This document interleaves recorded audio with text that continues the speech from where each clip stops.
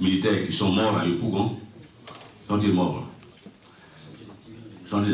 Les Français qui sont, les Blancs qui sont morts à Yopougon, ce sont les mercenaires blancs qu'on appelle ici la Légion étrangère. C'est eux qui vont en avoir en avant. Voilà. Donc quand eux ont fini de faire le sale boulot, l'armée française maintenant vient. C'est pour ça, quand vous tuez des Blancs habillés à képi, on ne les signale pas à Paris puisqu'ils n'ont pas de parents.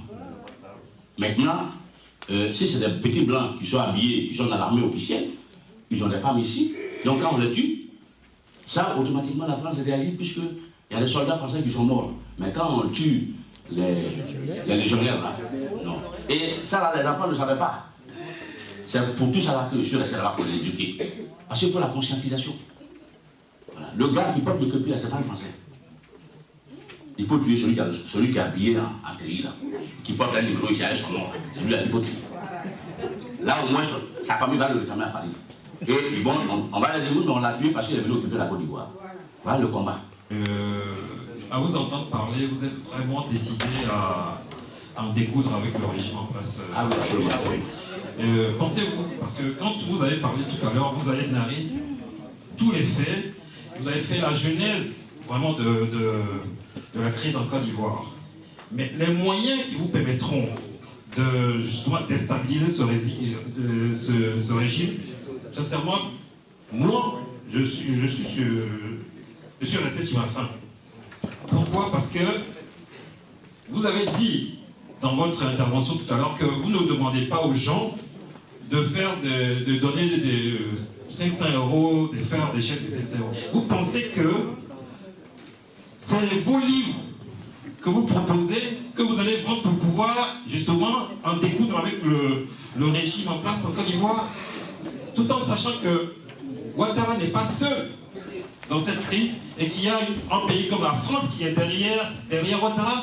Est-ce que vous pensez que ce moyen que vous disposez aujourd'hui peut permettre de déstabiliser le régime? Ça, c'est ma première question. Deuxième question. Êtes-vous sûr de pouvoir... Êtes-vous sûr de pouvoir avoir vraiment les moyens nécessaires pour arriver à vos fins? Je vous remercie. J'ai l'impression qu'il y a une aigreur, une animosité entre vous et les partis, on va dire, du FPI, avec certaines parties. Bon, on est ici dans une conférence, débat. Je pense qu'il serait en fait plus ou moins peut-être judicieux déjà d'essayer de faire un peu de contrôle du débat, c'est-à-dire un sujet où on peut discuter, par exemple sur votre bouquin, il était confisqué, qui était fait en 90, il me semble, je ne sais pas si c'est 90-89, et vous avez travaillé en même temps avec un régime qui a instauré la dictature au Burkina, Blaise Compaoré, et qui est aujourd'hui à Abidjan. Donc je me demande si vous êtes crédible, parce que vous avez critiqué Oufoué, qui a mis un régime dictatorial, et en même temps, vous travaillez avec un régime aussi qui a instauré la dictature, que ce soit au Burkina et aussi au Bénin, il me semble. Donc, est-ce que vous êtes sincère en disant que vous allez porter, en fait, vous êtes là pour la démocratie, et puis là, si le fait, il y a quand même, en fait, un doute. Merci. J'ai vu sur votre livre que vous étiez conseiller de Blaise Compaoré, qui n'est pas une référence en Afrique. Qu'est-ce que vous lui avez dit? Quel conseil vous lui avez donné? C'est la seule question que je veux poser. Merci. Ce que vous avez dit, ce que j'ai retenu chez vous, c'est que le président Gbagbo que moi j'ai connu, c'est le père de Asseynou et discutons. Mais tout ce que j'ai retenu, c'est que c'est la lutte armée que vous demandez. Depuis longtemps. Depuis longtemps. Mais ça, c'est contraire à Gbagbo. Il n'a jamais, s'il avait voulu, il l'aurait fait il y a longtemps, avant même Alassane. Il a vécu ici, il est venu en exil. Jamais il n'a parlé de lutte armée. Mais ce que je retiens, c'est voilà, vous faites la même chose que Ouattara. On va frapper ce régime, il va tomber. Mais où on est, c'est pas Gbagbo ça. Le livre a été interdit en Côte d'Ivoire. Et dans ce livre-là, on dit effectivement ce qui nous arrive aujourd'hui et les traces. On a besoin de savoir ça. il faut le lire. Ça fait partie de la conscience. L'autre état de conscience. Quand un livre sort ici, je suis les intérêts français. Zemmour, il passe à la télévision. Il raconte des âneries.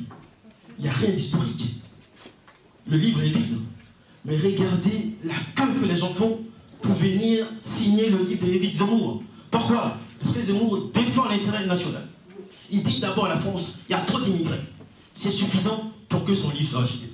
Mais vous, on vous dit, la Côte d'Ivoire, un livre sur la Côte d'Ivoire, qui parle de tout, qui dit par exemple que Houphouët-Boigny, son vrai nom c'est Cissé. Parce qu'aujourd'hui les gens pensent que tout le monde est contre les Djoula. Mais c'est faux. Houphouët lui-même c'est un Djoula à la base. C'est un enfant Djoula. Ça est dans ce livre, il s'appelle Cissé. C'est pour ça qu'il a interdit le livre. Mais il faut dire ça aux gens. Il faut éclairer, donc les gens ne sont pas contre les Djoula. Les gens ne sont pas contre les gens du Nord. Mais il faut éclairer pour ne pas que demain, on arrive encore à refaire ce rattrapage ethnique, mais qui est faux. Parce qu'il faut savoir quelque chose, que pendant longtemps, quand la colonisation est rentrée dans nos pays, mais les vrais résistants, c'est qui? C'est les gens du Nord. C'est les gens qu'on appelle aujourd'hui Djoula, qui ont résisté sur plusieurs générations, qui ont créé des combattants sur plusieurs générations. Mais qu'est-ce qui s'est passé? Les Européens se sont entendus. Allemands, Anglais, Espagnols, même des gens qu'on ne pense pas, hein, les Suisses. On dit souvent les Suisses, c'est un pays neutre et tout ça.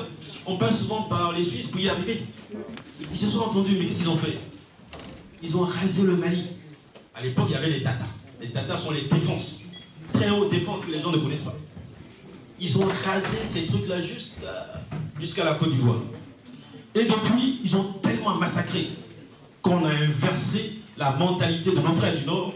Et maintenant, on passe par nos frères du Nord pour nous tuer. Ils étaient résistants, ils ne le sont plus. Mais il faut expliquer ça dans les livres, frère. Quand tu sais ça, tu parles différemment. Tu poses ta question qui concerne l'international. Comment on fait? Est-ce que demain, si vous venez, vous allez faire encore le rattrapage? Est-ce que c'est avec l'argent de mes livres qui vont me permettre de combattre le régime Ouattara? Est-ce que je suis sûr d'avoir les moyens pour aller à mes fins? Voilà la question que vous pouvez la poser. C'est pas à ça qu'il a répondu. Il a répondu sur les livres. J'ai dit que les livres là, ça, c'est des choses que je demande à ce que les Ivoiriens prennent parce qu'ils ont été longtemps escroqués sur la crise ivoirienne. Et je ne supporte pas qu'on escroque les gens gratuitement. Quand tu viens dire aux Ivoiriens, cotiser 500 €, 200 €, nous allons aller acheter. On a des armes qui sont en route, qui viennent de la Chine. On nous a demandé de faire une avance de 200 000 €. Eux que les Ivoiriens se cotisent pour payer 500 € par personne. Tu fais le tour de Paris, tu fais le tour des provinces. Il faut que le bateau arrive à port et que les Ivoiriens attendent. Il y a des gens à Paris ici, les petits enfants avec lesquels il y a eu la bataille à Yopougon. Ces petits enfants, de temps en temps, on dit bon, allez tirer dans le commissariat ou bien allez tirer dans le quartier pour ne pas que les Ivoiriens soient désespérés. Quand on tire là, il dit c'est nous qui avons tiré. Ils sont à Paris ici. Il dit, vous avez vu, vous m'avez donné l'argent hier, ça a tiré à bien, c'est nous qui avons tiré. Ce sont les gars qui ont tiré. Ils ont bloqué sur le mensonge. Ils ont pris l'argent des Ivoiriens sur le mensonge. J'ai trouvé un gars ici, je lui ai dit bon, les gars qui ont tiré hier là, tu as dit à quelqu'un que c'est vous qui avez tiré, non? Il dit oui, il dit donne-moi le chef du commando, donne-moi le nom du chef du commando. Ils étaient 5, ils sont allés tirer. Donne-moi le nom du chef du commando. Et puis devant toi, on va l'appeler. Il est incapable. Ça là, c'est du vol caractérisé. Et ces gens, on les connaît à Paris ici. Tu vois? Si je commence à donner leur nom, on va dire ah, voilà encore de là, d'aller dénoncer les gens. Dans la conférence, j'ai dit que j'ai même mis ça dans une cassette vidéo. On a dit ouais, mais Dosa a vendu Lida Kwasi. Moi, Lida Kwasi, je sais que quand j'ai rencontré Lida Kwasi à Lomé, moi je suis parti, je l'ai appelé, je suis allé le voir. Il est un expert en armement. Donc je lui ai juste demandé, tu as fait l'évaluation. Avant que je ne vienne, je lui ai dit, fais-moi l'évaluation. Combien il nous faut pour abattre ce type-là? Je l'ai là-bas. Moi, je ne cache pas mes intentions. Ouattara, il n'y a pas de mots. Il faut dire les choses en face. Donc, je lui ai dit, bon, combien il nous faut? Quand je dis on va attraper Ouattara, je sais ce que je vais faire. Voilà. Je suis resté habillé pendant 1 an, je n'ai pas dansé. Je ne me suis pas promené, je n'ai pas eu des copains à aller voir. Non, j'étais en train de voir des gens avec qui on peut attraper Ouattara. Et il y en a des gens à Abidjan. Il y a des gens à Abidjan. Tu vois? Donc, le problème là, c'est pas avec les livres. Les livres là, je demande aux Ivoiriens de payer les livres. Pourquoi? Parce que quand je vais revenir de Paris, mes petits qui sont là-bas vont dire, mais grand frère, tu nous as apporté quoi? Tu as payé quoi pour nous? Donc j'ai fait payer des trucs, à leur donner du bon manger. Sur l'argent pour libérer la Côte d'Ivoire. Non, c'est pas une cotisation de Paris, c'est ce que j'ai dit à l'antenne. Que l'argent pour libérer la Côte, 5 milliards. Les Ivoiriens de Paris ne prennent pas l'argent pour donner cet argent. Non, mais je depuis en France. Il ne faut pas avoir cet argent-là. Donc il faut voir un opérateur qui va donner cet argent. J'ai répondu un peu sur Internet, il y a des Ivoiriens qui disent « Ah bon, c'est comme ça ». Donc vraiment, Dosa là, il a peut-être dénoncé les gens. Parce qu'il y a des secrets là qu'on ne peut pas donner comme ça.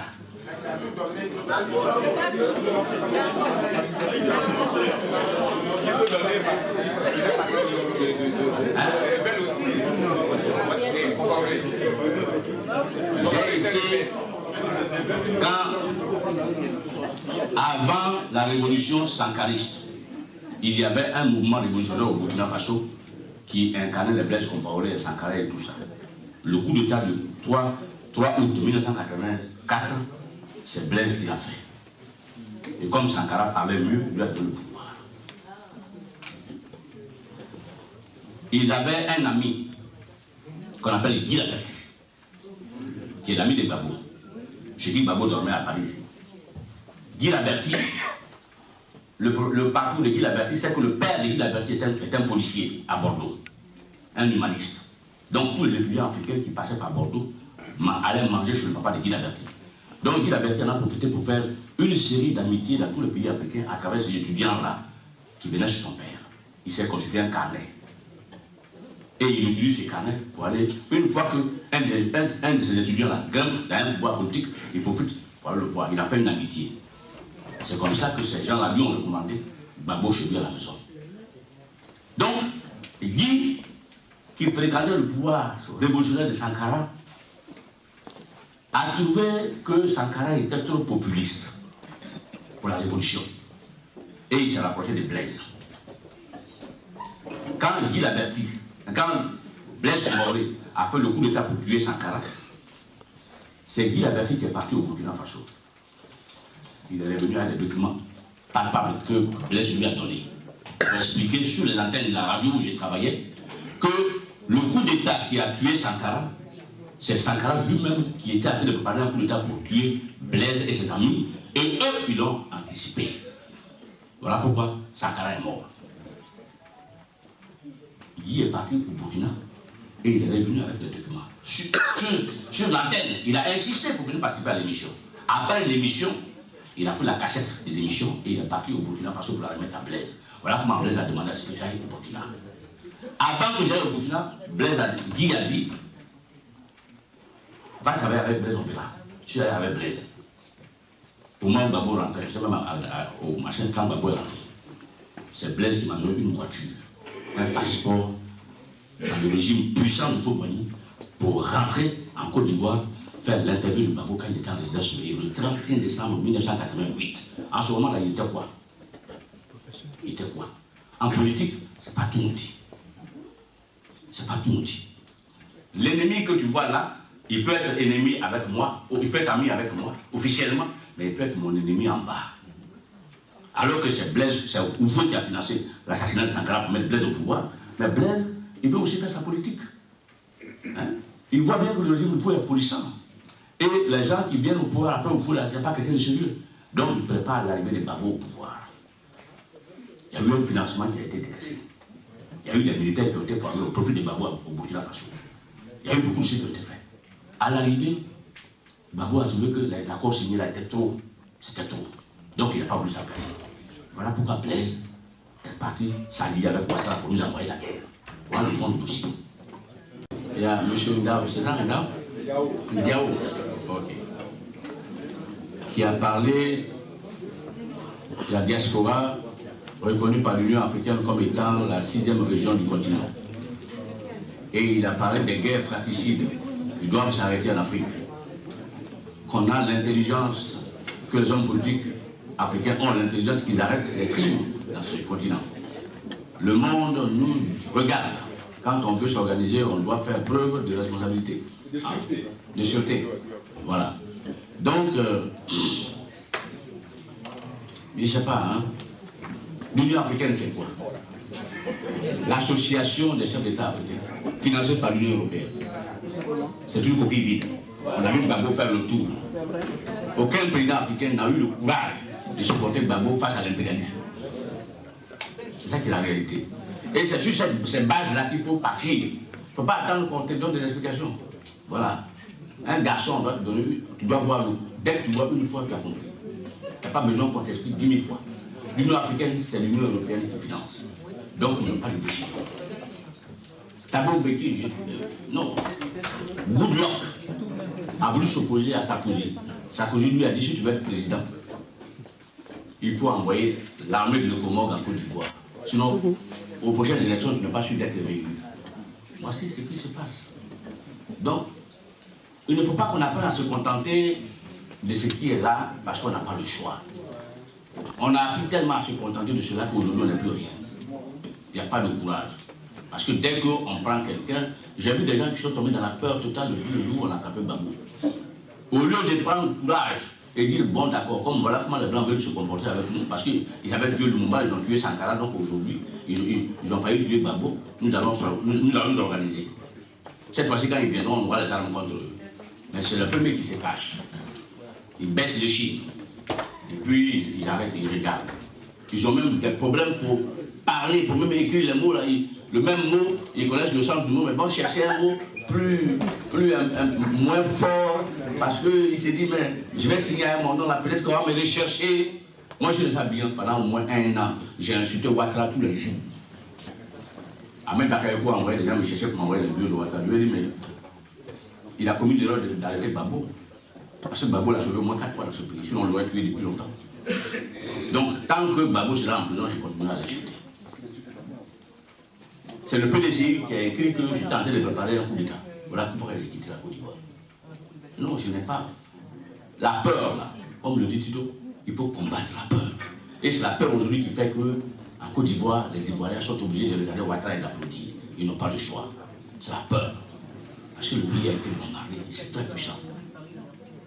Donc, l'Union africaine, là, vraiment. Maintenant, tu dis, il faut que dans nos pays, là, on essaie d'arrêter les guerres fratricides. Mais les guerres fratricides, qui les incite? Quand des colons disent que la Côte d'Ivoire est un pays créé pour être dirigé par les Baoulés, et que si les Baoulés ne sont pas au pouvoir, il n'y aura pas la paix. C'est ce qu'on constate jusqu'aujourd'hui. Quand Gbagbo a pris le pouvoir, j'ai vu un blanc français qui a fait une interview dans le Figaro magazine où il dit les BT, c'est une race qui n'aime pas la France. Après 2 ou 3 mois, on a empêché Gbagbo de gouverner en lui amenant la rébellion. Donc, c'est des choses qui doivent nous apprendre à avancer. Quand il y a un coup qui se passe, on prend une leçon.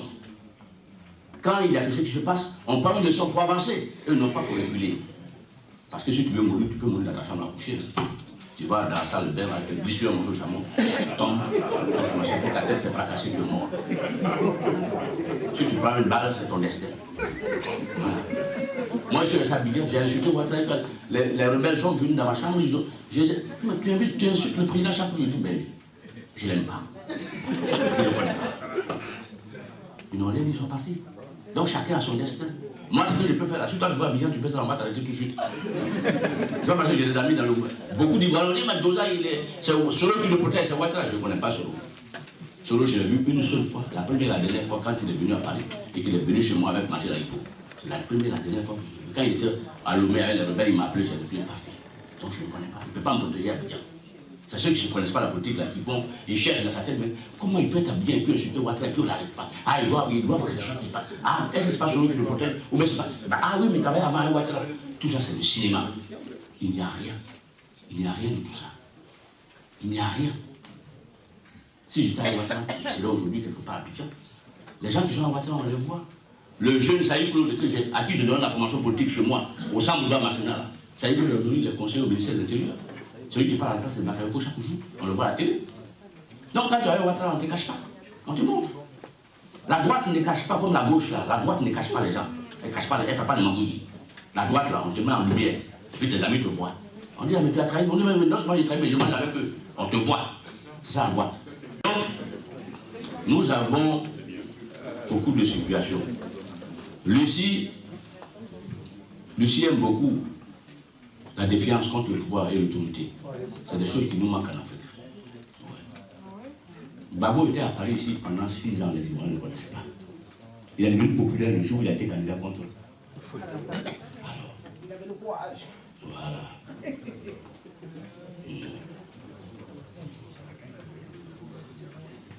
Il y a une personne qui a donné de l'argent pour que Babo soit candidat contre Kourouni. Cette personne-là, quand elle prend son téléphone dans le gouvernement de Babo, de 2000 jusqu'à 2010, quand elle prend le téléphone pour appeler Babo pour dire le ministre là, je ne l'aime pas. Au même moment, Babo l'enlève. C'est ça. C'est lui qui a amené l'argent pour que Babo puisse payer sa contribution et aller aux élections contre le Kourouni. Donc, l'argent là, c'est important. C'est important. Je réponds sur l'argent parce que j'ai beaucoup signé qu'il y a une grande militante qui, comme tout bêté de Gaïwa et d'Ibérois, ne supporte pas que je puisse critiquer Babo. J'ai beau expliquer, mais ça ne rentre pas parce qu'il ne peut pas considérer que Dosa, qui est bêté, puisse critiquer Babo. Pourquoi pas critiquer Babo? Chez les Baoulés, on ne critique pas le président parce que là-bas c'est la monarchie. Chez les Gula, on dit Ouattara, c'est le Moro puissant. C'est lui que Dieu nous a envoyé pour qu'on soit. Nous, on n'est pas considérés dans ce pays. Donc, il n'y avait pas de critique. Il n'y a aucun intellectuel Gula qui ait écrit un seul mot contre Ouattara par rapport à la répression qui s'abat sur la Côte d'Ivoire. Mais chez nous, la vérité, ce n'est pas comme ça. Tu es mon ami, on va au combat. Ce que toi et moi, on a convenu là, si on va au combat que tu ne respectes pas, je vais le dire. Ça va te faire mal, mais je vais le dire. Et ce que tu fais là, c'est parce qu'on a convenu. Quand on a lutté contre le PDCI ici à Paris, on a dit le PDCI est un parti dictateur. Il nomme les gens, il nomme les ministres, il nomme les responsables. La base politique, la base des militants n'élit personne. Quand Babo est arrivé à Abidjan, dès qu'il a connu le FPI, il a nommé le représentant du FPI en France. Voilà où j'ai commencé à le critiquer. Que ce n'est pas démocratique de nommer un représentant d'un parti démocratique comme le FPI. Ce n'est pas démocratique. J'ai écrit dans Liberté confisquée que vous voyez que Babo c'est au fond la miniature. Parce qu'en fait, il a repris en son compte tout ce qu'on a reproché à Oufoué-Boigny. Il est parti prendre des gens de Oufoué-Boigny comme les Gwen Koulibaly pour en faire des dignitaires du FPI. J'ai le droit de le dire. Si je ne le dis pas, qui va le dire? Tout le monde était au pied de Babo. Mais est-ce que tous ceux qui étaient au pied de Babo, ils étaient sincères? Est-ce qu'ils étaient sincères? Babo a fait 6 ans à Paris ici, pendant son exil. Il était chez Bill-Aberti. Personne ne le connaissait. C'est moi celui qui le recevait à la radio. Jusqu'à quand Babo est rentré en 88, c'est moi encore chez Compaoré que les gens disent, mais qu'est-ce qu'il fallait chez Compaoré? C'est Compaoré qui m'a donné une voiture diplomatique avec un passeport pour aller faire l'interview de Babo que vous pouvez dire avoir ramené de force. On est allé chez Dakoutable, c'est dans le salon de Dakoutable que j'ai réalisé l'interview de Babo. En 88, le 31 décembre, on est en 2015 aujourd'hui. Il y a beaucoup qui ont connu Babo quand il est devenu président. Moi, je l'ai connu quand il n'était rien. Et je lui ai rien demandé. Et il ne m'a jamais rien donné. Les 10 millions, c'est Tago qui me les a donnés. Tago est allé voir Babo. Babo dit, mais c'est mon ami. Mais donne-lui de l'argent. Avec une maison. C'est comme ça que ça s'est passé. C'est comme ça que ça s'est passé. Babo, je ne peux pas me lever à Paris et puis aller à Abidjan pour dire à Babo, dites à Babo, je suis venu. Beaucoup l'ont fait, moi je ne l'ai pas fait. Parce que je considère que quand on est en amitié, on doit se respecter. Voilà. Quand Babo a venu son père, je lui ai envoyé une lettre. Je connais son fax de domicile, dans sa chambre à coucher. Le numéro de fax, je connais. Quand des ministres des Babo qui sont bêtés viennent à Paris ici pour chercher à le noyer, c'est moi qui lui envoie des courriers. C'est des choses que je ne dis pas. Je peux encore citer un ministre qui est venu ici, qui a payé un bureau pour devenir président. Vous ne voulez pas qu'on dise la vérité et vous accusez les gens tout le temps. Quand vous accusez, acceptez qu'on dise la vérité. J'ai envoyé une lettre à Babo, il dit attention, il y a ton ministre là qui est venu ici, il a payé un bureau de communication. On a en train d'écrire dans les journaux qu'il va être président. Or, ce ministre-là, tu t'apprêtes à le nommer à un haut poste. Donc, il faut faire attention. Le ministre en question, il n'a pas nommé. Il n'a pas nommé. On a toujours été en contact. Mais quand ce n'est pas bon, je le dis. Quand c'est bon aussi, je le dis. Alors si c'est mon ennemi, depuis qu'il a arrivé, il doit me forcer les mains. Je vais aller voir sur l'autre bureau, Ouattara, il dit bon, Babo est là-bas, moi je suis avec toi, il faut que je mange aussi. Parce que l'autre m'a dit, Bakayoko l'a dit, mais tu viens défendre, à cause de Babo, tu viens insulter Ouattara ici. Babo, il était président ici, tu n'as pas appelé. Tu as fait sa campagne à Paris, tu n'as jamais appelé. C'est Bakayoko qui le dit à son bureau. Pourquoi tu viens sur le défense? C'est pas c'est bête comme toi. Il dit non, c'est pas ça. Parce qu'on est de gauche tous les deux. Moi je suis de la gauche radicale, lui de la gauche modérée. Pour répondre aux camarades qui parlaient du FPI, qui dit qu'au FPI on a fait un congrès où on a dit que le FPI n'est pas pour la lutte armée. Mais le FPI là, quand un enfant existe, il a un père. Hein. Le père du FPI là, c'est le MIR. Et voici les gars de MIR, les badiers, ils sont là, dans la salle.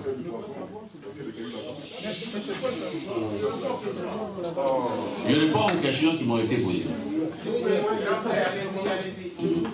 Donc, alors, je ne comprends pas parce que le FPI, avant, c'est le FPI qui est l'ancêtre du mythe. C'est avec le FPI qu'on a créé le mythe. C'est pour ça c'est avec le mythe qu'on a créé le FPI. C'est pour ça que j'attaque chaque fois le FPI. C'est nous qui l'avons mis au monde.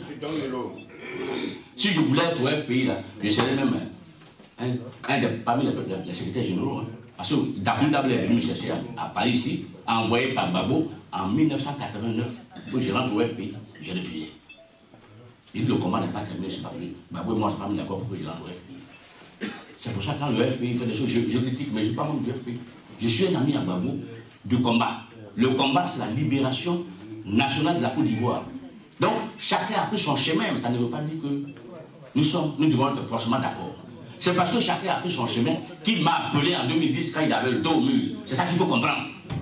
Si tu attends autre chose, c'est ce que tu n'as rien compris. Il ne faut pas attendre autre chose. Hein. Entre Babo et moi, il n'y a pas d'animosité. Si quelqu'un peut prendre un commando par le chercher à l'arrière, c'est moi. Il n'y a pas de d'autre. C'est pas parce qu'il est mon frère de région. Hein. Moi, je suis né à Gaïwa, en 54. Mon père vient de Guibelou. Il vient de Nibawa et ma mère vient de Soubré. Mais c'est mon ami de lutte. Nous étions à Paris ici en train de lutter dans le Parti communiste. On luttait à l'UNESI, on luttait dans les organisations ivoiriennes avec le discours un peu marxisant. C'est lui qui est venu et qui a apporté un visage sur la politique intérieure de la France et de la Côte d'Ivoire. C'est un des meilleurs écrivains. Babo n'est pas un homme qui fait des discours, il ne sait pas parler. Je me moque toujours de lui, il ne sait pas parler. Il écrit très bien. C'est le meilleur écrivain qu'on ait eu en politique en Côte d'Ivoire. Bravo. Donc ça là, il faut quelqu'un pour le dire, il n'y a que moi qui peux le dire. Parce que tout le monde est devenu hypocrite. Les gens écrivent des bouquins, parce que Babo est devenu le combattant, le grand leader. Mais il a fait 6 ans ici, pourquoi on n'a pas écrit tout ça? Ça nous aurait servi à l'époque. On fait des réunions à la porte de choisir, il n'y a même pas 4 personnes dans la salle. Voilà, c'est lui qui est là. Quand on commence les réunions du mythe, il n'y a pas 10 personnes dans la salle.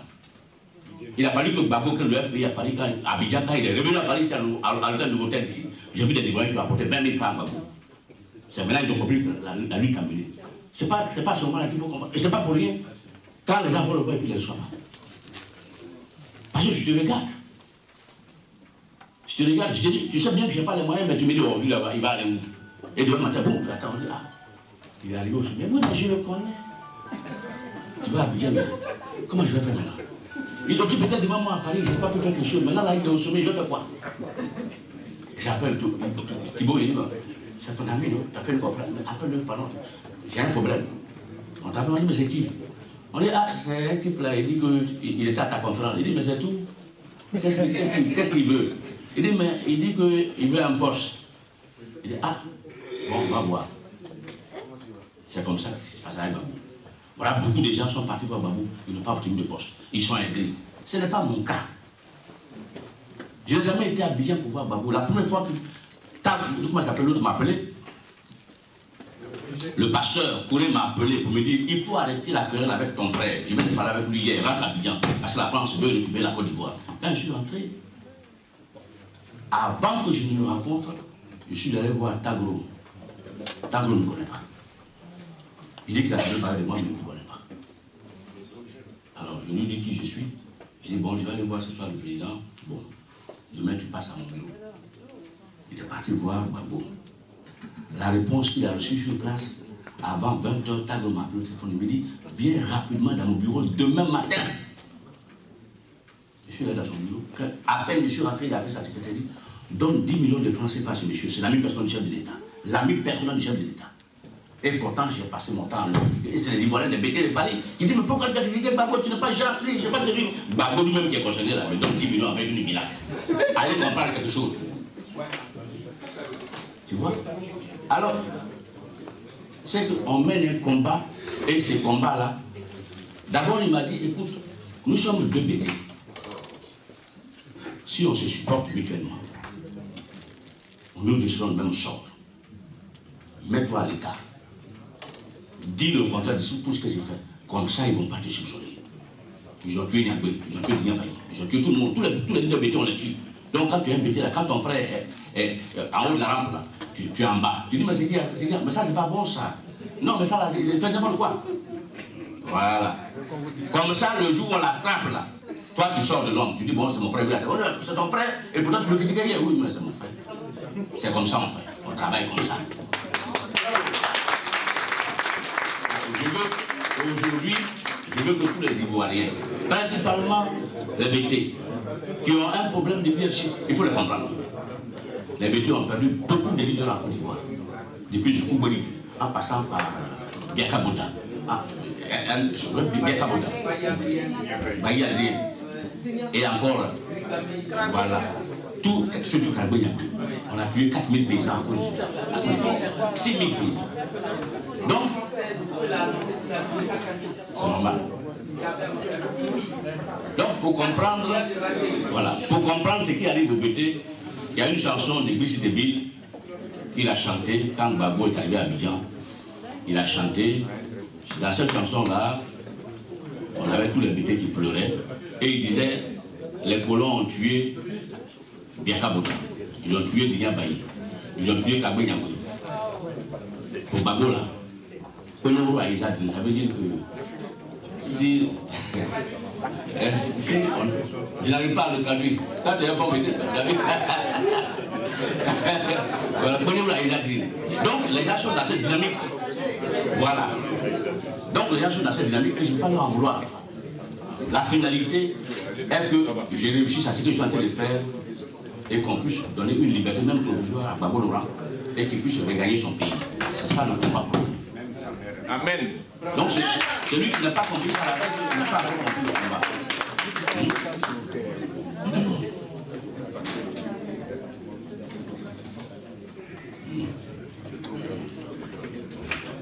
Alors, Lucie a demandé pour les élections, qu'est-ce qu'on fait? Moi, sincèrement, tout à l'heure, vous avez attendu mes propos. Hein. Quelqu'un ne peut pas aller aux élections avec Ouattara. Ce n'est pas parce qu'on va aux élections qu'on va gagner. D'abord, pour ceux qui se font des illusions, dès que Ouattara est arrivé au pouvoir, la première des choses qu'il a commencé par faire, c'est de naturaliser tous les jeunes issus de la CEDEAO. Il a commencé à distribuer les cartes d'identité. Aujourd'hui, le fichier électoral qui était à 4 millions, je crois, est arrivé presque à 8 millions. Donc, quand vous allez aux élections, les 8 millions, les 4 millions de nouveaux qui viennent de naturaliser, là, vont automatiquement voter pour Ouattara pour le remercier. Donc, tu n'as même pas de chance en allant aux élections avec Ouattara. Il ne faut pas lui donner cette chance même de dire à la communauté internationale j'ai organisé les élections. Tout le monde était candidat, j'ai gagné. C'est ça qu'il cherche. Voilà pourquoi il est parti diviser le pays.